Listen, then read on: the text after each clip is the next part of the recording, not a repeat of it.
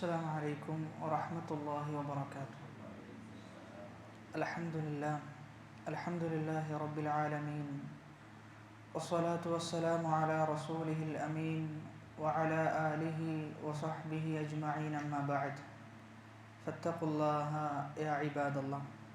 അള്ളാഹു സുബ്ഹാനഹു വതആലയുടെ വിധിവിലക്കുകളും നിയമ നിർദ്ദേശങ്ങളും ജീവിതത്തിൻ്റെ രഹസ്യങ്ങളിലും പരസ്യങ്ങളിലും കാത്തു സൂക്ഷിക്കുവാൻ കഠിനമായി പരിശ്രമിക്കണമെന്ന് സ്വന്തത്തെ മറക്കാതെ നിങ്ങൾ ഓരോരുത്തരെയും ഓർമ്മപ്പെടുത്തുകയാണ്, വസിയ്യത്ത് ചെയ്യുകയാണ്.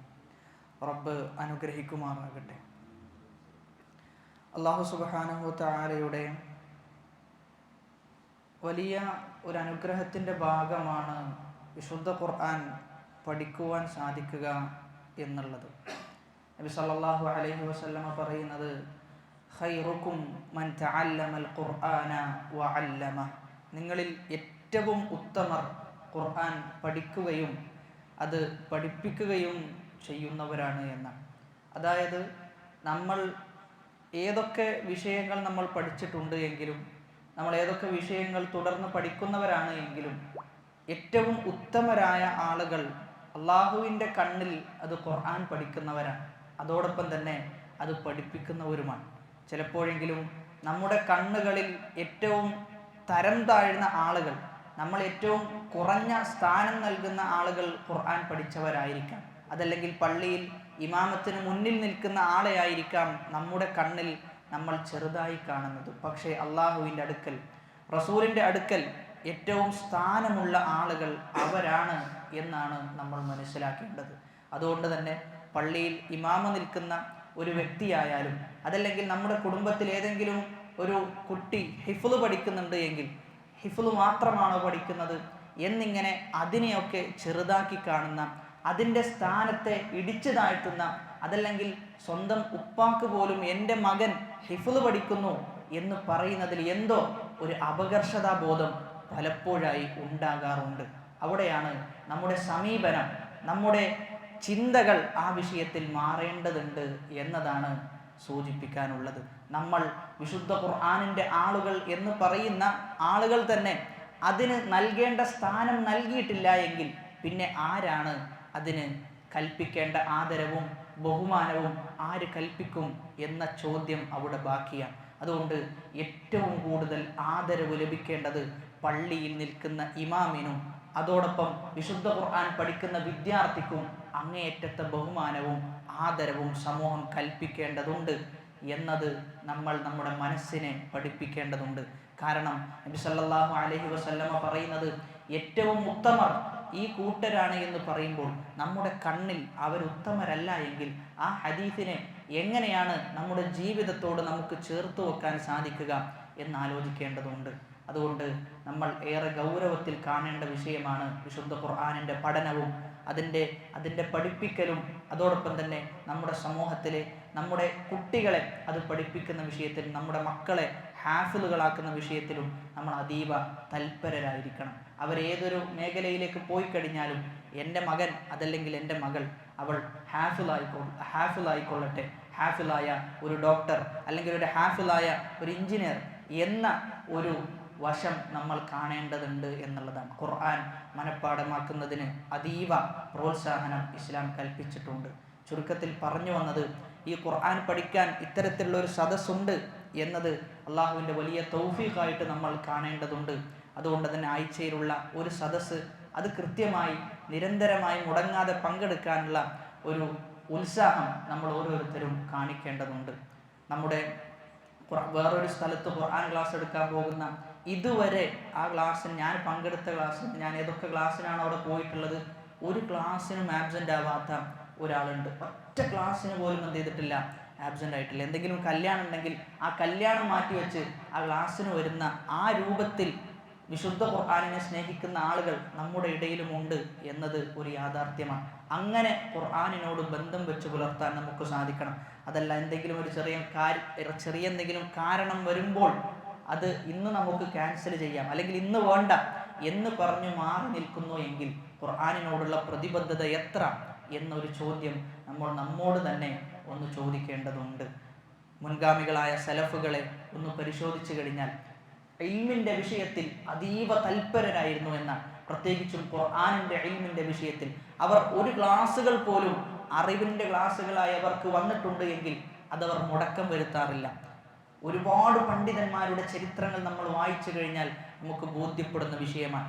ചില പണ്ഡിതന്മാർ അവരുടെ ജീവചരിത്രത്തെക്കുറിച്ച് പറയുന്നിടത്ത് അവർ പറയുന്നത് 2 ദിവസമല്ലാത്ത ഒരു ദിവസവും ഞാൻ അറിവ് നേടാത്ത ഒരു ദിവസമായിട്ടുണ്ടായിട്ടില്ല എന്നാണ്. ഒന്നാമത്തേത് എൻ്റെ കല്യാണത്തിൻ്റെ ദിവസവും മറ്റൊന്ന് എൻ്റെ മാതാപിതാക്കൾ മരണപ്പെട്ട ദിവസവുമാണെന്നാണ്. അതല്ലാത്ത എല്ലാ ദിവസവും ഞാൻ അറിവ് അന്വേഷിച്ചിട്ടുണ്ട്, അറിവ് പഠിക്കുന്ന വിദ്യാർത്ഥിയായിട്ടുണ്ട് എന്നാണ്. അതുകൊണ്ട് അറിവ് പഠിക്കുന്ന വിദ്യാർത്ഥിയാവുക എന്ന് പറഞ്ഞു കഴിഞ്ഞാൽ അവൻ ദുനിയാവിനോട് ത്വലാഖ് ചൊല്ലി ദുനിയാവിനോട് യാതൊരു ബന്ധവുമില്ലാതെ അള്ളാഹുവിൻ്റെ ദീൻ ആത്മാർത്ഥമായി പഠിച്ച് അത് ജീവിതത്തിൽ ഉൾക്കൊള്ളുന്നവനാണ് യഥാർത്ഥ മതവിദ്യാർത്ഥി എന്ന് പറഞ്ഞു കഴിഞ്ഞാൽ. രാവിലെയെന്നോ പകലെന്നോ ഒന്നുമില്ലാതെ അറിവിൻ്റെ വിഷയത്തിൽ ഉത്സാഹം കാണിക്കുന്നവനാണ് യഥാർത്ഥ മതവിദ്യാർത്ഥി. അങ്ങനെ ആയിക്കഴിഞ്ഞാൽ മാത്രമാണ് ഒരു വിദ്യാർത്ഥി മതം പഠിക്കുന്ന വിദ്യാർത്ഥിയായിട്ടുണ്ട് എന്ന് പറയാൻ സാധിക്കുകയുള്ളൂ. അങ്ങനെ അല്ലാത്തിടത്തോളം കാലം നമ്മളെല്ലാ ആളുകളും പറയുന്ന ഞാൻ പോലും ഒരു സാധാരണക്കാരൻ്റെ ഗണത്തിലാണ് ഉൾപ്പെടുക എന്ന് നമ്മൾ ഓരോരുത്തരും തിരിച്ചറിയേണ്ടതുണ്ട് എന്നാണ് ആമുഖമായി സൂചിപ്പിക്കാനുള്ളത്.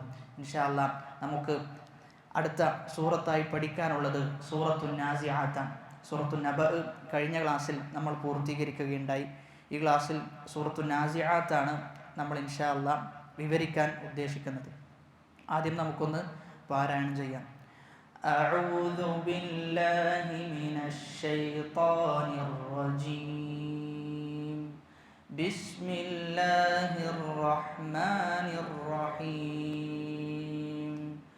വന്നാസിആതി ഗർഖാ വന്നാശിതാതി നശ്താ والسابحات سبحا فالسابقات سبقا فالمدبرات أمرا يوم ترجف الراجفة تتبعها الرادفة قلوب يومئذ واجفة أبصارها خاشعة يقولون أئنا لمردودون في الحافرة أإذا كنا عظاما نخرة قالوا تلك إذا كرة خاسرة فإنما هي زجرة واحدة فإذا هم بالساهرة. ആദ്യത്തെ 14 ആയത്തുകളാണ് ഇൻഷാ അല്ലാഹ് നമ്മൾ ഇന്ന് എടുക്കാൻ ഉദ്ദേശിക്കുന്നത്. കാരണം ഒറ്റൊരു വിഷയമാണ് ആ 14 ആയത്തുകളിൽ പ്രതിപാദിച്ചിട്ടുള്ളത്. സൂറത്തിൻ്റെ പേരായി പറയപ്പെടുന്നത് അന്നാസിആത്ത് എന്നാണ്. അന്നാസിആത്ത് എന്നും വാവ് ചേർത്തിട്ടും വന്നിട്ടുണ്ട്. വന്നാസിആത്ത് എന്നും സൂറത്തിൻ്റെ പേരായി പ്രതിപാദിച്ചിട്ടുണ്ട്. സൂറത്ത് അവതീർണമായിട്ടുള്ളത് മക്കയിലാണ്. സൂറത്ത് അവതരിച്ചത് മക്കയിലാണ്. മക്ക കാലഘട്ടത്തിലാണ് അവതരിച്ചിട്ടുള്ളത്. സൂറത്തിൻ്റെ ലക്ഷ്യങ്ങൾ 3 പ്രധാനപ്പെട്ട ലക്ഷ്യങ്ങൾക്ക് വേണ്ടിയിട്ടാണ് സൂറത്ത് അവതരിച്ചിട്ടുള്ളത്. ഒന്നാമത്തേത് അന്നൽ ബഅസ ഹഖ്കുൻ, പുനരുദ്ധാനം എന്നത് സത്യമാണ്. വീണ്ടും എന്ത് ചെയ്യും? മനുഷ്യന്മാർ പുനർജീവിപ്പിക്കപ്പെടുകയും എന്താണോ ദുനിയാവിൽ അവർ ചെയ്തു വെച്ചത് അതിനുള്ള പ്രതിഫലം, ശിക്ഷ എല്ലാത്തിനും എന്ത് ചെയ്യും? അവർ അർഹരാകും. അതാണ് ഒന്നാമത്തെ സൂറത്തിൻ്റെ ലക്ഷ്യം. രണ്ടാമത്തേത് ഖിയാമത്ത് നാളിൽ നടക്കുന്ന ചില സംഭവ വികാസങ്ങളെക്കുറിച്ചും സൂറത്തിൽ പ്രതിപാദിക്കുന്നുണ്ട്. ഖിയാമത്ത് നാളിൻ്റെ ഭയാനകതയെക്കുറിച്ച് വിവരിക്കപ്പെടുന്നുണ്ട്.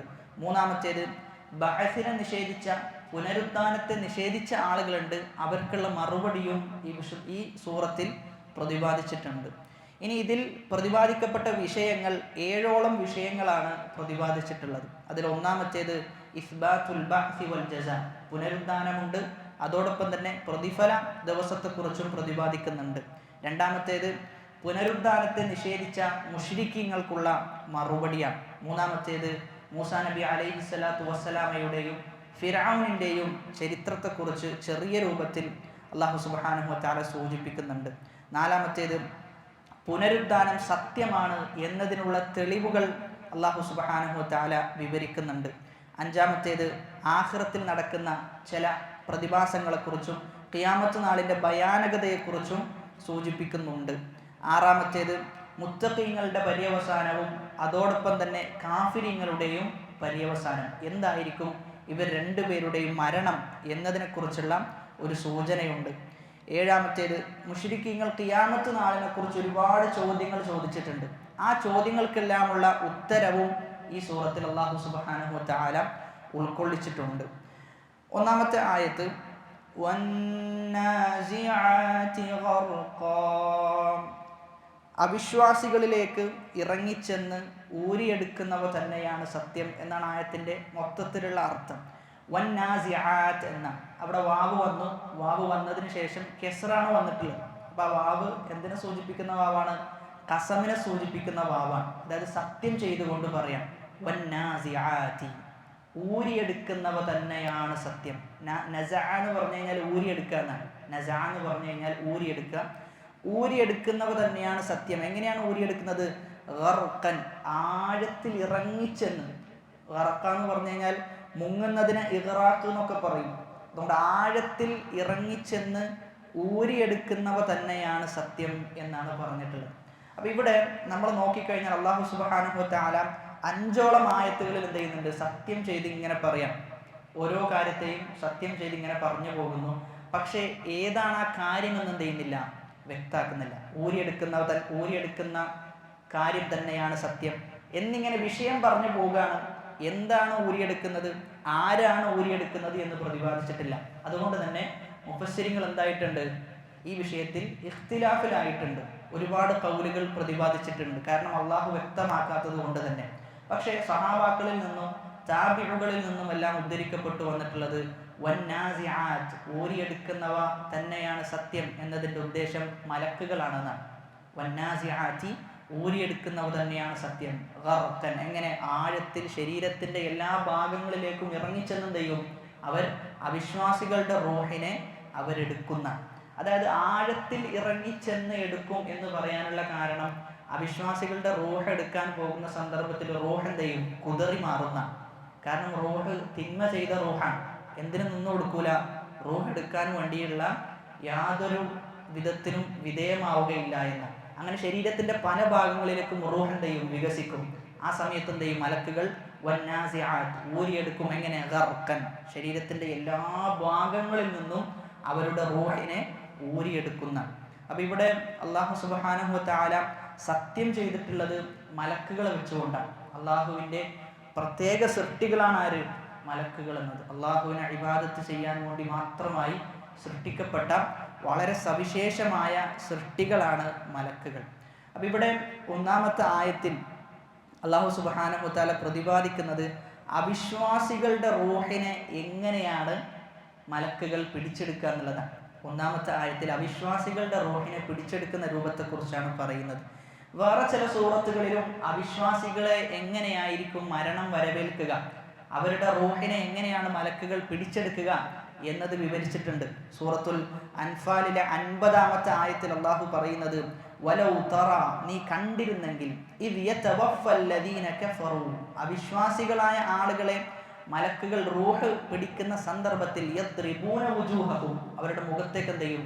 അടിക്കും. വഅദ്ബാറഹും, അവരുടെ പിൻഭാഗത്തേക്കും അടിക്കും. എന്നിട്ട് ആ റൂഹിനോട് പറയുന്ന വദൂഖു അദാബൽ ഹരീഖ്, കത്തിയാളുന്ന നരകത്തിന്റെ ശിക്ഷ ആസ്വദിച്ചു കൊള്ളുക എന്ന് പറയും. സൂറത്ത് മുഹമ്മദിലെ 27-ാമത്തെ ആയത്തിൽ ഫകൈഫ ഇദാ തവഫത്ഹുമുൽ മലായികതു യദ്രിബൂന വുജൂഹഹും വഅദ്ബാറഹും, അവരുടെ മുഖത്തേക്കും അടിക്കും, അവരുടെ പിറകു ഭാഗത്തേക്കും പിൻഭാഗത്തേക്കും എന്ത് ചെയ്യും? അടിക്കും എന്ന് പറയുന്നുണ്ട്. അപ്പോൾ ഈ രൂപത്തിലാണ് എന്ത് ചെയ്യാം? അവിശ്വാസികളുടെ റൂഹിനെ മലക്കുകൾ പിടിച്ചെടുക്കുക. അതായത് ചുരുക്കി പറഞ്ഞു കഴിഞ്ഞാൽ ആ റൂഹിനെ പിടിച്ചെടുക്കുന്നതിൽ എന്തുണ്ട്? നല്ല വേദന സഹിക്കേണ്ടി വരുന്നതാണ് അവിശ്വാസികൾ. നബി സല്ലല്ലാഹു അലൈഹി വസല്ലമ അവിശ്വാസികളുടെ റൂഹ് എടുക്കുന്നതിനെ കുറിച്ച് വിശദമായിട്ട് ഒരു ഹദീസിൽ പറഞ്ഞു കൊടുക്കുന്നുണ്ട് സ്വഹാബാക്കൾക്ക്. ആ സ്വഹാബാക്കൾക്ക് എപ്പോഴാണ് ഇത് പറഞ്ഞു കൊടുക്കുന്നതെന്ന് ചോദിച്ചു കഴിഞ്ഞാൽ ഒരു അൻസാരിയായ സ്വഹാബിയുടെ ഖബറടക്കം ചെയ്യാം. അങ്ങനെ ഖബറടക്കം ചെയ്യുന്ന സമയത്ത് നമുക്കറിയാം ഖബർ ലഹ്ദാണ് എന്ത് ചെയ്യുക? ഖബർ ലഹദ് രൂപത്തിലാണ് കുഴിക്കേണ്ടത്. നമ്മുടെ നാട്ടിൽ അങ്ങനെയല്ല എന്ത് ചെയ്യുന്നത്, കുഴിക്കുന്നത്. ലഹദ് എന്ന് പറഞ്ഞു കഴിഞ്ഞാൽ ഖബർ ഇങ്ങനെ പോയി എന്ത് ചെയ്യും, പിന്നെ ഉള്ളിലേക്ക് വരും. അതാണ് യഥാർത്ഥ രൂപത്തിലുള്ള ഖബർ കുഴിക്കേണ്ട രൂപം അങ്ങനെയാണ്. പക്ഷെ നമ്മുടെ നാട്ടിൽ എന്തില്ല, സാഹചര്യം അങ്ങനെയല്ല, നമ്മുടെ മണ്ണും എന്തല്ല ആ രൂപത്തിലല്ല എന്നുള്ളത് കൊണ്ടാണ് അങ്ങനെ കുഴിക്കാത്തത്. അപ്പൊ ലഹദിന് വേണ്ടി നബിയും സഹാബാക്കളും കാത്തിരിക്കാൻ, ആ ലഹദ് കുഴിച്ചു കഴിയാൻ വേണ്ടി. ഹദീസിലൊക്കെ പ്രതിപാദിക്കുന്ന ലഫ്ള് എന്ന് പറഞ്ഞു കഴിഞ്ഞാൽ അവരുടെ തലയിൽ ഒരു പക്ഷി ഉള്ളത് പോലെയായിരുന്നു എന്നാണ്, അനങ്ങാതെ എന്തെയാണ് ഇരിക്കായിരുന്നു എന്നാണ്. അങ്ങനെ നബി സല്ലല്ലാഹു അലൈഹി വസല്ലം എന്തോ ഇങ്ങനെ ആലോചിച്ചിരിക്കുന്നതായി സ്വഹാബാക്കൾക്ക് തോന്നിയെന്നാണ്. ആ സന്ദർഭത്തിലാണ് നബി സല്ലല്ലാഹു അലൈഹി വസല്ലമ ഖബറുമായി ബന്ധപ്പെട്ട ഹദീസ് പറഞ്ഞു കൊടുക്കുന്നത്. എങ്ങനെയാണ് കാഫിറുകളുടെ റൂഹ് പിടിക്കപ്പെടുന്നത്, എങ്ങനെയാണ് മുഅ്മിനീങ്ങളുടെ റൂഹ് പിടിക്കപ്പെടുന്നത്, അങ്ങനെ റൂഹ് പിടിച്ചു കഴിഞ്ഞ് തിരിച്ചു വീണ്ടും ആ റൂഹ് അവരുടെ ശരീരത്തിലേക്ക് നൽകുന്നു, മലക്കുകൾ ചോദ്യം ചെയ്യുന്നു, ആ ചോദ്യത്തിന് മുഅ്മിനീങ്ങൾ ഉത്തരം പറയുന്നു, കാഫിറുകൾക്ക് ഉത്തരം പറയാൻ സാധിക്കുന്നില്ല. സന്ദർഭത്തിനനുസരിച്ചായിരുന്നു നബി സല്ലല്ലാഹു അലൈഹി വസല്ലമയുടെ ഉത്ബോധനം എന്നതിനെ തെളിയിക്കുന്നതാണെന്ത്, ആ ഹദീസ്. കാരണം ആ ഒരു വേളയിൽ ഖബറിനെ കുറിച്ച് പറഞ്ഞു കൊടുത്തു കഴിഞ്ഞാൽ അവരുടെ ഹൃദയത്തിൽ എന്ത് ചെയ്യും, അത് കൃത്യമായി പതിയും എന്നുള്ളതാണ്. അങ്ങനെ നബി അവിടെ ഇരുന്നു കൊണ്ട് നമ്മൾ ജസ്റ്റ് ഒന്ന് നമ്മുടെ മനസ്സിലൊന്ന് സങ്കല്പിച്ചാൽ മതി ആ സന്ദർഭം. ഒരു അൻസാരിയ സ്വഹാബി മരണപ്പെടുന്നു, നബി അവിടെ ഇരിക്കുന്നു, അവിശ്വാസികളുടെയും വിശ്വാസികളുടെയും റൂഹ് പിടിക്കപ്പെടുന്ന അവസ്ഥകളും മറ്റു കാര്യങ്ങളൊക്കെ എന്ത് ചെയ്യുന്നു, നബി വിശദീകരിച്ചു കൊടുക്കുന്നു എന്നുള്ളതാണ്. വഇന്നൽ അബ്ദൽ കാഫിറ ഇദാ കാന ഫി ഇൻഖിതാഇൻ മിനദ് ദുനിയ വഇഖ്ബാലിൻ മിനൽ ആഖിറ നസല ഇലൈഹി മിനസ് സമാഇ മലായിക സൂദുൽ വുജൂഹ് മഅഹുമുൽ മുസൂഹ്. അങ്ങനെ മുഖം കറുത്തിരുണ്ട മലക്കുകൾ എന്ത് ചെയ്യും, അവരുടെ റൂഹ് പിടിക്കാൻ വേണ്ടി വരുന്ന മലക്കുകളുടെ പ്രകൃതത്താൽ മലക്കുകൾ സൃഷ്ടിക്കപ്പെട്ടത് എങ്ങനെയാണ്, ഭംഗിയുള്ളവരായിട്ടാണോ അതല്ല അഭംഗിയുള്ളവരായിട്ടാണോ? മലക്കുകൾ ഭംഗിയുള്ളവരാണ്. തെളിവെന്താ? അതിന് നമ്മൾ തെളിവ് ഒരു ക്ലാസ്സിൽ സൂചിപ്പിച്ചിരുന്നു. ആയത്ത് പറയണമെന്നില്ല, ആശയം പറഞ്ഞാൽ മതി. ബറക്കല്ലാഹു ഫീക്ക്. യൂസുഫ് നബി അലൈഹി സ്വലാത്തു വസ്സലാമിന്റെ സംഭവം പറയുന്നിടത്ത് യൂസുഫ് നബിയെ കണ്ട സ്ത്രീകൾ എന്താ പറയുന്നത്, ഇത് മനുഷ്യനല്ല, ഇത് മലക്കാണ് എന്നാണ്. അപ്പൊ മലക്കിന് എന്തുണ്ട്, അത്രയും ഭംഗിയുള്ളവരാണ് ആര്, മലക്കുകൾ. എന്നാൽ ചില മലക്കുകൾ എന്തില്ല, ഭംഗിയില്ല, അവർ ആ രൂപത്തിലാണ് സൃഷ്ടിക്കപ്പെട്ടത്. അതിൻ്റെ ഒരു ഭാഗമാണ് എന്ത്, ഈ പറയുന്ന റൂഹ് പിടിക്കാൻ വേണ്ടി വരുന്ന മലക്ക്. അവർ പേടിപ്പെടുത്തുന്ന രൂപത്തിലായിരിക്കും ആരുടെ അടുക്കൽ വരിക, അവിശ്വാസികളുടെ അടുക്കൽ വരിക. എന്നാൽ വിശ്വാസികളുടെ അടുക്കലോ ആ രൂപത്തിലല്ല അവർ വരിക എന്നാണ്. അപ്പൊ സൂദുൽ വുജൂഹ്, മുഖം കറുത്തിരുണ്ട മലക്കുകൾ അവരുടെ അടുക്കൽ വരും. എന്നിട്ട് അവരുടെ കണ്ണിന്റെ കാഴ്ച ഏതറ്റം വരെ എത്തുമോ അവിടെ ഒക്കെ ആരുണ്ടാകും, മലക്കുകൾ ഉണ്ടാകുന്ന. എന്നിട്ട് അവരുടെ തലയുടെ അടുക്കൽ ഇരിക്കും. ആ കാഫിറിന്റെ തലയുടെ അടുക്കൽ മലക്ക് ഇരുന്നിട്ട് പറയുന്ന, അയ്യത്തുഹൻ നഫ്സുൽ ഖബീസ, ഓ മോശമായ ആത്മാവേ, ഉഖ്റുജി ഇലാ സഖതി മിനല്ലാഹി വഗളബ്, അല്ലാഹുവിന്റെ കോപത്തിലേക്കും അല്ലാഹുവിന്റെ ഗളബിലേക്കും നീ എന്ത് ചെയ്യാം, പോയിക്കൊള്ളുക എന്ന് ആ നഫ്സിനോട് മലക്കുകൾ പറയും. പക്ഷേ ഫതഫറഖ ഫീ ജസദിഹി, ആ റൂഹ് എന്ത് ചെയ്യും, കുതറി മാറുന്ന, ശരീരത്തിന്റെ പല ഭാഗത്തേക്കും ആ റൂഹ് പോകും. ഫയൻതസിഉഹാ കമാ യുൻതസഉ സുഫൂദു മിനസ്സൂഫിൽ മബ്ലൂൽ, അതായത് നനഞ്ഞ പഞ്ഞിയിൽ നിന്ന് എങ്ങനെയാണോ ഒരു കൊളുത്ത് വെച്ച് ആ കൊളുത്തെടുക്കുക, ആ രൂപത്തിൽ എന്ത് ചെയ്യും, റൂഹ് അവരുടെ ശരീരത്തിൽ നിന്ന് പിടിച്ചെടുക്കുന്ന. അങ്ങനെ റൂഹ് അവരുടെ ശരീരത്തിൽ നിന്ന് പിടിച്ചെടുത്ത് വയഖ്റുജു മിൻഹാ കഅൻതനി റീഹി ജീഫത്തിൻ വുജിദത അലാ വജ്ഹിൽ അർദ്, ഭൂമിയിൽ കാണപ്പെട്ട വളരെ ചീഞ്ഞളിഞ്ഞ ഏതെങ്കിലും ഒരു മൃഗമുണ്ടാകും, ആ മൃഗത്തിന് വല്ലാത്ത ഗന്ധമായിരിക്കും, ഒരു നല്ല മണമായിരിക്കും അത് പുറത്തുവിടുക, ആ രൂപത്തിലായിരിക്കും ആ റൂഹിന്റെ ഗന്ധം. അങ്ങനെ എന്ത് ചെയ്യും, ആ റൂഹിനെ കൊണ്ട് മലക്കുകൾ ആകാശത്തേക്ക് മുകളിലേക്ക് കയറിപ്പോകും. ആ കയറിപ്പോകുന്ന സമയത്ത് വല്ലാത്ത ദുർഗന്ധം എന്ത് ചെയ്യും, ആ റൂഹ് വഹിച്ചു കൊണ്ടുപോകുന്ന മലക്കുകൾക്ക് എന്ത് ചെയ്യേണ്ടി വരും, നേരിടേണ്ടി വരും. ഫയസ്അദൂന ബിഹാ ഫലാ യമുറൂന ബിഹാ അലാ മലക്കിൻ മിനൽ മലായികതി ഇല്ലാ ഖാലു മാ ഹാദാ റൂഹുൽ ഖബീസ്, ഏതാണ് ഈ മോശമായ റൂഹ്, ഏതാണ് ഈ മോശമായ മനുഷ്യൻ എന്ന് മലക്കുകളോട് ചോദിക്കും. ആ സമയത്ത് മലക്ക് പറയും, ഫുലാൻ ഇബ്നു ഫുലാൻ, ഇന്ന ആളാണ്. എന്നിട്ടോ മോശമായ പേര്, ദുനിയാവിൽ അവൻ ലഭിച്ച മോശമായ പേര് എന്ത് ചെയ്യും, പറഞ്ഞു കൊടുക്കുന്ന, അവൻ ഇന്ന രൂപത്തിലുള്ള വ്യക്തിയാണ്, ഇന്നതാണ് അവന്റെ പേര് എന്ന് പറയും. അങ്ങനെ ദുനിയാവിന്റെ ആകാശത്തിലേക്ക് എത്തും, ആകാശത്തിന്റെ ഏറ്റവും അവസാനത്തിലേക്ക് എത്തും. അത് കഴിഞ്ഞിട്ടും ആകാശങ്ങളുണ്ട്. അപ്പൊ അവിടേക്ക് പോകാനിരിക്കുന്ന സമയത്ത് എന്ത് ചെയ്യും, ലാ തുഫ്തഹു ലഹും അബ്വാബുസ് സമാ, ആകാശത്തിന്റെ വാതിൽ എന്ത് ചെയ്യൂല, തുറന്നു കൊടുക്കുകയില്ല എന്നാണ്. എന്നിട്ട് അല്ലാഹു സുബ്ഹാനഹു വ തആല പറയും ഉക്തുബു കിതാബഹു ഫി സിജ്ജീൻ ഫിൽ അർദി സുഫ്ല, ഭൂമിയുടെ ഏറ്റവും താഴ്ന്ന ഭാഗത്തിലുള്ള സിജ്ജീനിൽ എന്ത് ചെയ്യാം, അവന്റെ പേര് എഴുതി വെക്കുക എന്ന് പറയും. ആകാശത്തിലേക്ക് എന്ത് ചെയ്യൂല, കയറ്റി വിടൂല. അങ്ങനെ അവന്റെ ശരീരത്തിലേക്ക് അവന്റെ റൂഹ് എന്ത് ചെയ്യും, തിരിച്ചു കൊടുക്കും. അവന്റെ ശരീരത്തിലേക്ക് അതിനെ എറിയുന്ന, എന്നിട്ട് എന്ത് ചെയ്യും, മലക്കുകൾ ഖബറിലേക്ക് എത്തിക്കഴിഞ്ഞാൽ അവനുള്ള ചോദ്യം ആരംഭിക്കുകയാണ്. മൻ റബ്ബുക്, നിന്റെ റബ്ബ് ആരാണ്? വമാ ദീനുക്, മാ ഹാദർ റജുൽ അല്ലദീ ബുഇസ ഫീകും, നിനക്ക് അവതീർണമായ ഈ റജുൽ ആരാണ്, ഈ മനുഷ്യൻ ആരാണ്? റസൂലിനെ കുറിച്ച് ചോദിക്കുന്ന 3 ചോദ്യത്തിനും പറയുന്നത് ഹാ ഹാ ലാ അദ്രി എന്ന് ഒരു കാഫിർ എന്ത് ചെയ്യും, മറുപടി പറയും. ഒരു അവിശ്വാസി മറുപടി പറയുന്ന, എന്നിട്ട് അവന് ആ ഖബറിൽ തന്നെ എന്ത് ചെയ്യും, എല്ലാ ശിക്ഷകളും കാണിച്ചു കൊടുക്കും. അവന്റെ ഖബർ കുടുസാകും, അവന്റെ ശരീരത്തിന്റെ എല്ലുകൾ കൂട്ടി അണക്കപ്പെടും, നരകത്തിന്റെ വാതിലുകൾ തുറക്കപ്പെടും, എന്നിങ്ങനെയുള്ള നരകത്തിലേക്കുള്ള എല്ലാം എന്ത് ചെയ്യും, അവന് തുറന്നു കൊടുക്കും. എന്നാൽ ഒരു മുഅ്മിനിന്റെ റൂഹ് എങ്ങനെയാണ് പിടിക്കുന്നത് എന്നും അതേ ഹദീസിൽ എന്ത് ചെയ്യുന്നുണ്ട്, നബി സല്ലല്ലാഹു അലൈഹി വസല്ലമ വിശദീകരിച്ചുകൊണ്ട് പറയുന്നുണ്ട്. ഇൻഷാ അല്ലാഹ് അത് 2-ാമത്തെ ആയത്ത് വിശദീകരിക്കുന്ന സമയത്ത് എന്ത് ചെയ്യാം, നമുക്ക് സൂചിപ്പിക്കാം. 2-ാമത്തെ ആയത്ത്